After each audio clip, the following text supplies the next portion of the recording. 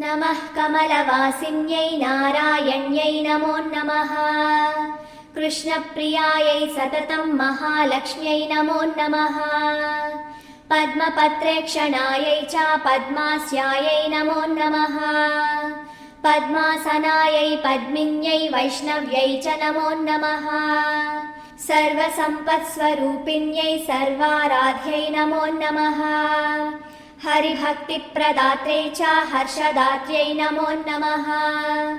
कृष्णवक्षस्थितायै च कृष्णेशायै नमो नमः। चन्द्रशोभास्वरूपायै रत्नपद्मे च शोभने सम्पत्यधिष्ठातृदेव्यै महादेव्यै नमो नमः। नमो वृद्धिस्वरूपायै वृद्धिदायै नमो नमः। वैकुण्ठे या महालक्ष्मीः या लक्ष्मीः क्षीरसागरे